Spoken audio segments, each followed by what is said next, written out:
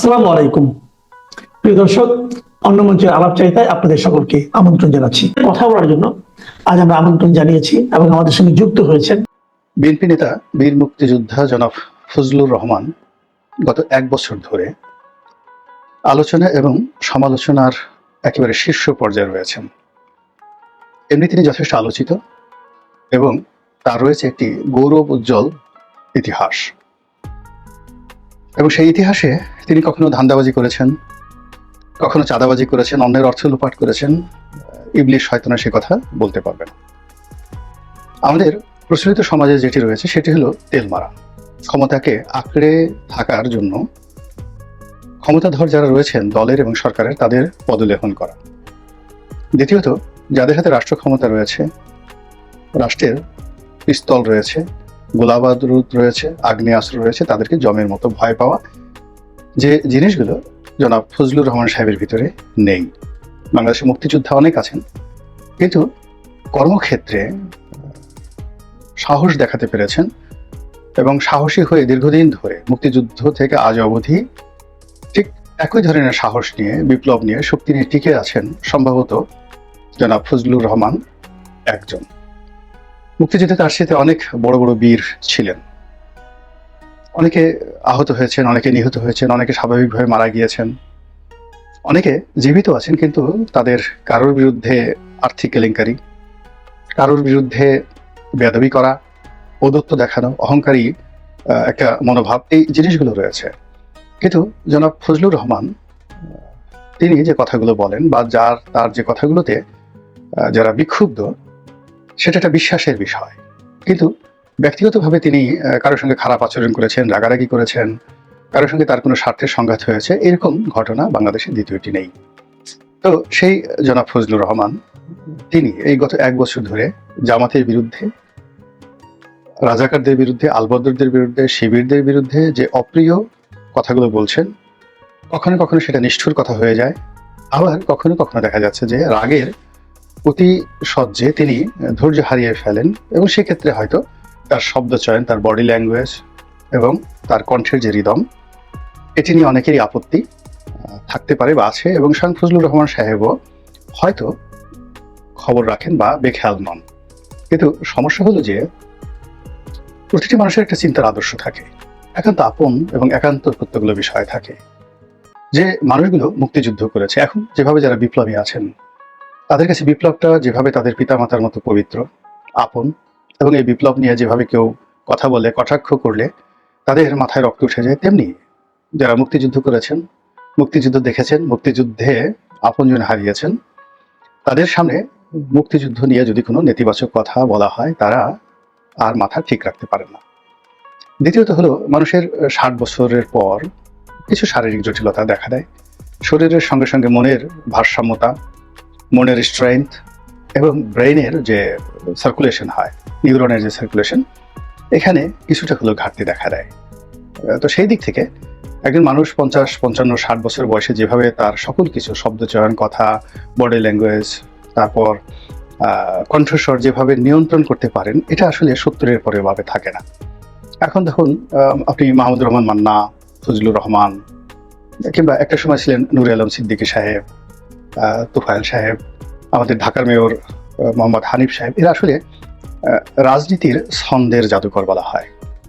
এই মানুষগুলো আরো অনেকে ছিলেন, বাট এই কয়জনের নাম আমি বলতে পারি রাজনীতির ছন্দের জাদুকর। তারা যখন মাইক হাতে ধরতেন তাদের যৌবনে, সেটা 25 বছর থেকে একেবারে ধরুন 65 বছর পর্যন্ত, মন্ত্রমুগ্ধের মতো 2 ঘন্টা, 3 ঘন্টা, 4 ঘন্টা তাদের বক্তব্য মানুষ শুনত, এবং সেই বক্তব্য শোনার জন্য মানুষ বহুদূর 20 মাইল পথ পায়ে হেঁটে, খাল বিল ঝিল পাড়ি দিয়ে, যাদের নাম বললাম তাদের বক্তব্য শোনার জন্য আসতো মানুষ, ছেলে, বুড়ো, নারী, তারপর আবাল বৃদ্ধ বনিতা, ধনী দরিদ্র সবাই, বিশ্ববিদ্যালয়ের শিক্ষক, পণ্ডিত, বিজ্ঞানী, এমন কোনো মানুষ নেই এ সকল রাজনীতির ছন্দের জাদুকরদের বক্তব্য, যাদেরকে 60-এর দশকে, 70-এর দশকে, 80-র দশক, এমনকি 90-এর দশকে বাংলাদেশকে মুগ্ধ করেনি বা বাঙালিকে মুগ্ধ করেনি, আপনি এমন কোনো রাজনীতির শ্রোতা খুঁজে পাবেন না এই সময়টাতে। এবং ফজলুর রহমান এই জগতের একজন মহানায়ক। যেটি হয়, মানুষ অতিরিক্ত সৎ হলে ক্রোধ বেশি থাকে, মানুষের চাওয়া পাওয়া না থাকলে ইগোবোধ বেশি থাকে, তো আর যখন একটা মানুষ বোঝেন, অনেক কিছু বোঝেন, তখন অনেকের সঙ্গে তার মতানৈক্য হয়। আমাদের সমাজে মাথা ঝুলানো পার্টি, জি পার্টি, এগুলোর সংখ্যা 99%। 1% ভিন্ন মত পোষণ করে।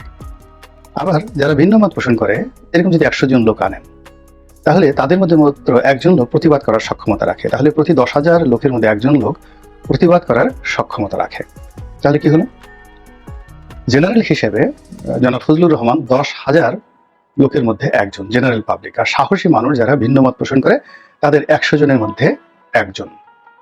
আর সেই যে তার যে বিদ্রোহ 1965 থেকে 2025 অবধি, এই সুদীর্ঘ কালের যে তার বিদ্রোহ, এই বিদ্রোহ করে বাংলাদেশে তার মতো দ্বিতীয় কোনো ব্যক্তি টিকে নেই। এখনো তার কণ্ঠে লালিত্য রয়েছে, তার মস্তিষ্ক স্বাভাবিক আছে, এবং তিনি এখন যে কোনো সমাজ, যে কোনো রাষ্ট্রের জন্য টিল নাও সম্পদ। এই মানুষটি আওয়ামী লীগ ছেড়ে এসেছে। এখানে মূলত ভাটির অঞ্চলের রাজনীতিটা প্রবল ছিল। সাবেক প্রেসিডেন্ট আব্দুল হামিদের সঙ্গে তার দূরত্ব, স্থানীয় রাজনীতিতে হানাহানি, পরবর্তীতে জাতীয় রাজনীতিতে কিছু মানুষের কর্মকাণ্ডের কারণে শেখ হাসিনার সঙ্গে তার যে দূরত্ব, অভিমান করে তিনি বিএনপিতে চলে যান। এবং তার বিএনপিতে চলে যাওয়ার ফলে আওয়ামী লীগের যে সীমাহীন কি পরিমাণ ক্ষতি হয়েছে, এটা আওয়ামী লীগ এখন হাড়ে হাড়ে আঙুলে, মানে মুখে কামড় দিলে যেভাবে মানে জিহ্বায় কামড় বলে মানুষ যেভাবে বুঝতে পারে, ঠিক ওইভাবে ফজলুর রহমান সাহেবের মতো মানুষ আওয়ামী লীগ থেকে চলে যাওয়ায় আওয়ামী লীগের কি ক্ষতি হয়েছে এখন আওয়ামী লীগের প্রতিটা মানুষ হাড়ে হাড়ে টের পাচ্ছে।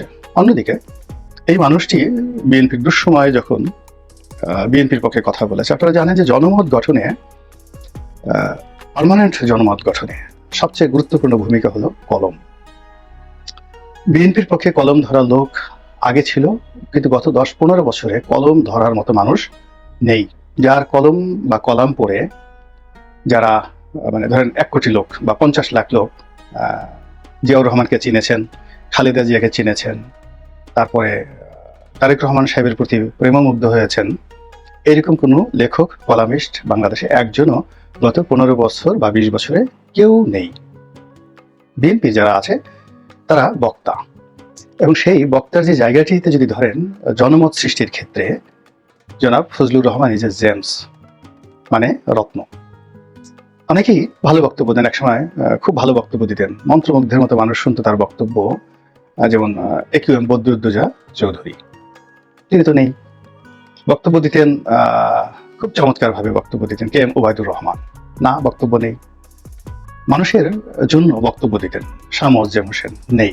কিন্তু তাদের যে বক্তব্য, তার থেকে ফজলুর রহমান সাহেবের যে বক্তব্য, আবহমান বাংলার বক্তব্য, যেটি বিএনপি রাজনীতিটিকে এমন একটা জায়গাতে, পথে ঘাটে মাঠে নিয়ে গেছে, ওটা মূল্যায়ন করার মতো বিএনপিতে খুব অল্প লোক রয়েছে। ফলে জনাব ফজলুর রহমান যে জিনিসগুলো এখন বলছেন গত 1 বছরে, ওটা ওজন করার, অনুধাবন করার মতো শক্তি বিএনপিতে খুব কম লোকের আছে। 2 ধরনের শক্তি, একটা হলো মস্তিষ্কের শক্তি, বোঝার শক্তি, আরেকটা হলো অনুধাবন করার শক্তি, আরেকটা হলো তাকে আফোল্ড করার, মাথায় তুলে রাখার এবং তাকে ধারণ করার, ওন করার শক্তি। এটি নেই। ওন করার জন্য যে সাহস দরকার, শক্তি দরকার, এটা বিএনপির গত 15 বছরে ছিল না এবং এখনো নেই। এখন তারা জামাতকে ভয় পাচ্ছে, এনসিপিকে ভয় পাচ্ছে, ডক্টর মোহাম্মদ ইউনূসকে ভয় পাচ্ছে, এবং শেখ হাসিনা আওয়ামী লীগকে ভয় পাচ্ছে। কাজে খুব সতর্কভাবে তারা কথাবার্তা বলার চেষ্টা করছে, এবং কোনো মতে চিপা চাপা দিয়ে কোনো একটা সুযোগ সুবিধা খুঁজে ইলেকশন করে নির্বাচনে আসার যে মহা প্ল্যান তারা করছে, ওটা রেজাল্ট কিন্তু নাসিরউদ্দিন পাটোয়ারি বলে দিয়েছে, সর্বোচ্চ 50 থেকে 100টি সিট, যেটা নির্বাচন হলে।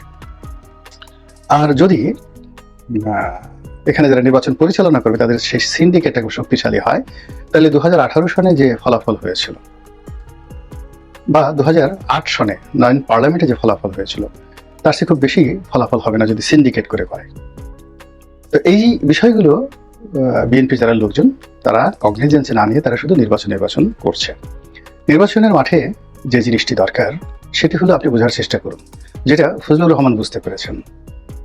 আমি যতটুকু দেখেছি, ইউটিউবারদের মধ্যে শাহেদ আলম আছেন, ইদানিং তিনি বিএনপিকে যথেষ্ট ডিফেন্ড করার চেষ্টা করছেন। তো এই দুজনের যে অন্তর্নিহিত কথাবার্তাগুলো আমি দেখি, আমি এর মধ্যে নেই, আমি নিউট্রাল কথাবার্তা বলি। আমার বিএনপিকে বেনিফিট দেওয়া, আওয়ামী লীগকে বেনিফিট দেওয়া, অন্য কোনো দলের পক্ষে বলা, জামাতকে বেনিফিট দেওয়া, এটা আমি আসলে কথা বলা শুরু করার পর কখনই করিনি। আমার কাছে যখন যেটা ভালো মনে হয়েছে তখন সেটাই বলেছি। কিন্তু শাহেদ আলম বা ফজলুর রহমান সাহেব, ওনাদের মতো মানুষ যারা আছেন, তারা একটা ইন্টেলেকচুয়াল লেভেলে একটা কৌশল করে চলেন। সেই কৌশলটা হলো বাংলাদেশে আওয়ামী লীগের রাজনীতি মূল ধারায় আসতে 10 থেকে 15 বছর লাগবে, এটা হলো প্রথম।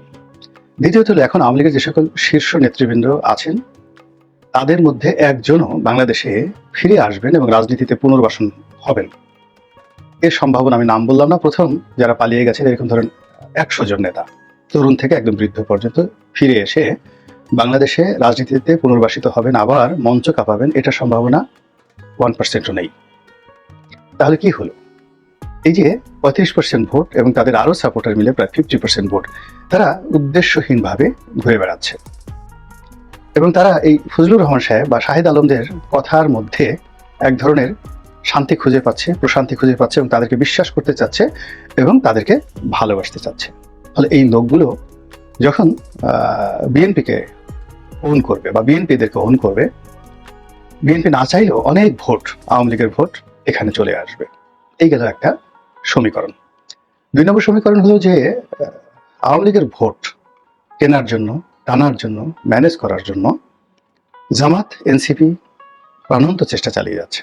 আবার আওয়ামী লীগ ভিন্ন নামে, ভিন্ন কৌশলে, জাতীয় পার্টির মাধ্যমে হোক, অন্য যে কোনো মাধ্যমে হোক না কেন, তাদের অবস্থান টিকিয়ে রাখার জন্য প্রাণান্ত চেষ্টা করছে। এই নিউক্লিয়াসটি ফজলুর রহমানরা ভেঙে দিচ্ছে। তারা বঙ্গবন্ধুর কথা বলছে, মুক্তিযুদ্ধের কথা বলছে, কিন্তু শেখ হাসিনার কথা বলছে না। অথচ শেখ হাসিনা ছাড়া এখন আওয়ামী লীগ জিরো। তারা বঙ্গবন্ধুর কথা বলছে, মুক্তিযুদ্ধের কথা বলছে, আওয়ামী লীগের বঞ্চিত শোষিত নেতাকর্মীদের কথা বলছে, সৎ আওয়ামী লীগের কথা বলছে, কিন্তু সালমান এফ রহমান, অসৎ আওয়ামী লীগ, দুর্নীতিবাজ, এদের কথাগুলো বলছে না। ফলে কি হচ্ছে দেখুন, সেই ব্রিটিশদের মতো একটা ডিভাইড অ্যান্ড পলিসি রোল এই ফজলুর রহমান সাহেবরা করছে, যাতে আওয়ামী লীগের বাস যাচ্ছে আর পুরো বেনিফিটটা বিএনপির দিকে আসছে। বিএনপি এই ন্যারেটিভটা, আমি যাদের সঙ্গে কথা বলেছি, এই ন্যারেটিভটা যারা বুঝেছেন তারা বলতে সাহস পাচ্ছেন না, আর অনেকে সেটা বোঝার মতো ক্ষমতা তাদের নেই। ঠিক একইভাবে কিন্তু রুমিন ফারহানার ক্ষেত্রে এই একই বক্তব্য প্রযোজ্য। আপনারা জানেন যে রুমিন ফারহানা কার মেয়ে? অলি আহাদ সাহেবের মেয়ে। বঙ্গবন্ধু তার সারাটা জীবন মানে এই অলি আহাদ সাহেবকে হিংসা করে আসছেন এবং অলি আহাদের জীবন তস নস করে দিয়েছেন পুরো ফ্যামিলিতে। সেই রুমিন ফারহানা, অলি আহাদ, তাদের সঙ্গে আওয়ামী লীগের সম্পর্ক খুঁজে বেড়ানো, মানে এটা হলো যে তেল আর পানি একত্রে যেমন মেলে না, এইভাবে অলি আহাদ আর বঙ্গবন্ধু আর আওয়ামী লীগের রাজনীতি আর বঙ্গবন্ধু পরিবারের সঙ্গে অলি আহাদের পরিবারের রাজনীতি কোনোদিন মিলবে না। আপনারা অলি আহাদের বই যারা পড়েছেন তারা দেখবেন যে অলি আহাদের ভাই, ব্রাদার, আত্মীয় স্বজন সবাই আওয়ামী লীগ জমানাতে কিভাবে নির্যাতিত হয়েছে, কিভাবে নিষ্পেষিত হয়েছে। এবং বাংলাদেশে যে কয়েকটি এলিট পরিবার রয়েছে, যাদের লেখাপড়া, সরকারি কর্মচারী থেকে শুরু করে ব্যবসা বাণিজ্যে একেবারে সর্বোচ্চ পর্যায়ে, তাদের মধ্যে অলি আহাদের পরিবার প্রধানতম।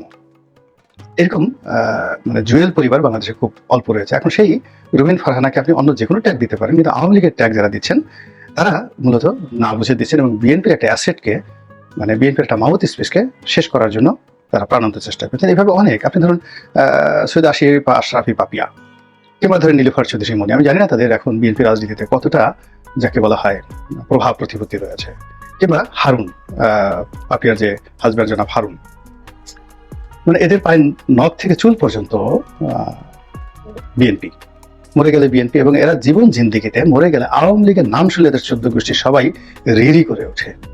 কিন্তু এই যে তারা যে বিএনপির অভ্যন্তরীণ ক্রোধের শিকার, আঞ্চলিক রাজনীতির ক্রোধের শিকার, অথবা জামাতের ক্রোধের শিকার, এটা বিএনপির যদি হাইকমান্ড বুঝতে না পারে, একটা পাপিয়া, একটা মনি, এটা এত সহজে তৈরি হয় না। আপনি চিন্তা করুন যে 2009 থেকে এই পর্যন্ত বিএনপির কয়জন লোক পাপিয়ার মতো টেলিভিশনে বা মনির মতো টেলিভিশনে নিজেদেরকে জনপ্রিয় করতে পেরেছে, এবং এতদিন পর্যন্ত মানে একটা নায়ক 7-8 বছরের বেশি আসলে থাকে না, মিডিয়াতে 7-8 বছরের বেশি টেকা যায় না। তো তারা টিকে আছে, কিন্তু এই অ্যাসেটগুলোকে তারা ধারণ করতে পারছে না। Fazlur Rahman is a man, 65 থেকে এখন পর্যন্ত সে কন্টিনিউয়াসলি পুরো দেশকে মাতিয়ে রাখছে তার বক্তব্য দ্বারা। এই যে সম্পদ, এই সম্পদ আপনি কি মনে করেন রত্ন পাথর আপনি ফেলে দিবেন আর সেটা কোনো মানুষ গ্রহণ করবে না, সেটা রাস্তায় পড়ে থাকবে, আর রত্ন পাথর মানে যাকে বলা হয় সে কয়লার মতো সে মাটির সঙ্গে মিশে যাবে? এটা হয় না, এটা কখনো হয় না। রত্ন পাথর সিন্ধুকে রাখতে হয়, মাথায় রাখতে হয়, মুকুটে রাখতে হয়, এটা জুতায় রাখা যায় না। এনিওয়ে, এখন ফজলুর রহমান সাহেবের বক্তব্যে যারা বিরক্ত তারা সবাই বিএনপির শত্রু, কেউ বিএনপির বন্ধু নয়। এদের সঙ্গে বিএনপির যুদ্ধ করতে হবে, ক্ষমতা যেতে হলে এদের সঙ্গে পরিপূর্ণভাবে যুদ্ধ করে ক্ষমতা যেতে হবে, এবং তাদেরকে পরাজিত করতে না পারলে বিএনপি ক্ষমতা তো দূরের কথা, ক্ষমতার ধারের কাছে যেতে পারবে না। এবং বিএনপি যারা এখন লম্ফজম্প করছে তাদের অনেককে পালাতে হবে, অনেককে পালাতে হবে। তো সেই জায়গাটাতে সিফাহ সালার হিসাবে যে ন্যারেটিভগুলো তৈরি করছেন জনাব ফজলুর রহমান, এখন সেক্ষেত্রে শত্রুপক্ষের উস্কানিতে যদি বিএনপি ভয় পেয়ে যায়, শত্রুপক্ষের খুশির জন্য যদি বিএনপি তার নিজের লোকদেরকে কুরবানি দেয়, তাহলে তো আসলে ফজলুর রহমান সাহেবের কি করা উচিত বা কি পরিণত হওয়া উচিত এটা তিনি বা বিএনপি ভালো বুঝেন। তো আমার কাছে যেটা মনে হয়েছে যে হুটহাট করে এইভাবে মানে তাকে কারণ দর্শানোর নোটিশ, এটা আসলে যায় না। এর কারণ হলো, ধরুন সালাউদ্দিন সাহেবের বিরুদ্ধে অভিযোগ আসলো তিনি এসালামের গাড়ি ব্যবহার করেছেন, ভালো কথা, এটা একটা নৈতিক বিষয়। বিএনপির অনেক বড় নেতা আছেন যাদের বিরুদ্ধে আর্থিক কেলেঙ্কারি আছে, তাদেরকে শোকজ করছেন, কিন্তু এখানে কেন করবেন শোকজ? এটা তো দুটো বিষয় আছে, একটা হলো মত প্রকাশের স্বাধীনতা, আরেকটা হলো বাক স্বাধীনতা। তো মত প্রকাশের স্বাধীনতা আর বাক স্বাধীনতা এটা তো জনাব ফজলুর রহমান বিএনপির কাছে ইজারা দেননি, অথবা বিএনপির কাছে তিনি তো নিকা বসেননি যে ওই মত প্রকাশের স্বাধীনতার ওটা দিয়ে মানে তাকে বিএনপি করতে হবে। এটা কি ধরনের কথা? বিএনপি যদি আর কোনো বক্তব্য দ্বারা ক্ষতিগ্রস্ত হওয়ার সম্ভাবনা থাকে, আপত্তি থাকে বা কৌশলগতভাবে যাকে বলা হয় মনে হয়, তাহলে তো তার 99.99% কথা দ্বারা আপনি এত বছর যাবত উপকৃত হয়েছেন, আর কিছু কথা দ্বারা যদি আপনার কাছে মনে হয় যে আপনি ক্ষতিগ্রস্ত হচ্ছেন, you should discuss, he is very senior man. তার সাথে আলাপ করা যেতে পারে, আলোচনা করতে যেতে পারে, তাকে যাকে বলা হয় অনুরোধ করা যেতে পারে, অথবা তাকে বলা যেতে পারে যদি আমি আর আপনাকে ধারণ করতে পারছি না, তাহলে তিনি তো নিজেই এখান থেকে পদত্যাগ করে চলে যেতে পারেন। তার কাছে তো আওয়ামী লীগের মন্ত্রী হওয়ার প্রস্তাব ছিল, আওয়ামী লীগের সেক্রেটারি হওয়ার প্রস্তাব ছিল, তার যৌবনে সেই সুযোগগুলো তিনি ছেড়ে দিয়ে যে দলে এসেছেন, এটা তো জিদের কারণে গেছেন। তিনি তো যে কবে এই দল পরিবর্তন করেছেন, আওয়ামী লীগ ছেড়ে তিনি কাদের সিদ্দিকের দলে গেছেন, কি স্বার্থের জন্য বলছেন? জিদের চলে গেছেন, জিদের জন্য গেছেন। আবার সেখান থেকে তিনি চলে আসছেন ফজলুর রহমান সাহেব বিএনপিতে আসছেন। কেন আসছেন? বিএনপির কাছ থেকে তিনি কি পেয়েছেন বলেন তো? বিএনপি যারা লোকজন আছে বলেন তো যে তাকে 10 কাঠার একটা প্লট দেওয়া হয়েছে, তাকে একটা গাড়ি দেওয়া হয়েছে, বা কোনোদিন তাকে 10 লাখ টাকা দেওয়া হয়েছে। এই যে বিএনপিতে যোগদান করার পরে তিনি যে খালি বিএনপির পক্ষে বলেই যাচ্ছেন, বলেন কয় কাপ চা খাইয়েছেন তাকে? বরং তিনি নিজের পকেটের টাকা উপার্জন করে, বুড়া মানুষ, তিনি ওই কিশোরগঞ্জে তার যে নির্বাচন এলাকা সেখানে বিএনপির জন্য কয় টাকা খরচ করেছেন, সুপ্রিম কোর্টে কয় টাকা খরচ করেছেন, মানে কেন্দ্রীয় অফিসে কয় টাকা খরচ করেছেন, এটা তো বিএনপির লোকজন জানে। ফলে এই বিষয়গুলো মানে এই যে একটা ক্রিটিক্যাল অ্যান্ড ক্রাইসিস টাইম, এখানে যখন আরো যোদ্ধা দরকার, আরো শক্তিশালী কণ্ঠ দরকার, ভয়েস দরকার, কলম দরকার, ব্রেন দরকার, বুদ্ধি দরকার, সেখানে বিএনপি শুধু গুতিয়ে বিএনপির যত মানে পরিচিত মুখগুলো আছে, জনপ্রিয় মুখগুলো আছে, তাদেরকে গুতিয়ে যেভাবে পারছে দূরে সরিয়ে দিয়ে তারপর একটা নির্বাচন দেবেন আর টুস করে ক্ষমতা এসে যাবেন। আমার কাছে মনে হচ্ছে দুনিয়াটা এত সহজ নয়।